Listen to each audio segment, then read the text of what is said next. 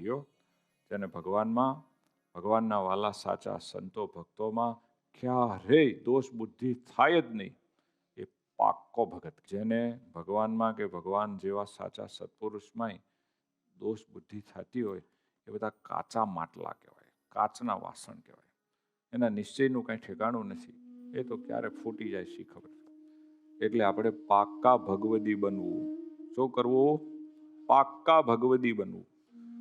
હે મહારાજ, હે સ્વામિનારાયણ પ્રભુ, તમારો પાક્કો નિર્વિકલ્પ નિશ્ચય આપશો.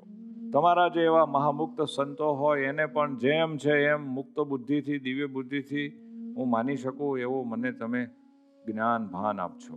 તમારા જે એવા નિષ્ઠાવાન એકાંતિક ભક્તો હોય એને પણ હું એવા જ મહાન એકાંતિક ભક્તો માની શકું એવી કૃપા કરશો. હે વાલા મહારાજ, તમે જેવા અક્ષરધામમાં છો એવા ને એવા જ હું આપને અહીંયા માનું. દિવ્ય ભાવ્ય અલૌકિક શુદ્ધ ચૈતન્યનું જ સ્વરૂપ. અને જેવા મહારાજ તમારા અક્ષરધામમાં મુક્તો છે ને એવા હું આ સંતો ભક્તોને માનું એવી મહારાજ કૃપા કરજો, એવા આશીર્વાદ દેજો, એવી મતિ આપજો. કદાચ કોક દિવસ આપણા મનમાં, અંતરમાં, બુદ્ધિમાં કુકલ્પનાઓ આવી જાય તો પણ આ વાત સાંભળીને પાકી કરી રાખી હોય એટલે એ ચોખ્ખો વિભાગ કરવો કે આ જે કલ્પનાઓ થાય છે એ તો મારા દેહાભિમાનનું ફળ છે, એ મારી માઇક બુદ્ધિની ઉપજ છે. મારા મહારાજ અને મારા વાલા સંતો ભક્તો તો દિવ્ય દિવ્ય અને દિવ્ય જ છે. જેમ કોઈને જેવા તમે ગોગલ્સ પહેરાયા હોય, જેવા ચશ્મા પહેરાયા હોય એવું બહાર દેખાય, એમ આપણામાં માઇક બુદ્ધિ છે, દેહ બુદ્ધિ છે, આપણને વિષયમાં વાસના છે, આપણે ક્યાંક ને ક્યાંક બંધનમાં છે. એટલે આપણી નજરમાં, આપણી વૃત્તિમાં ક્યારેક એવું આવે છે.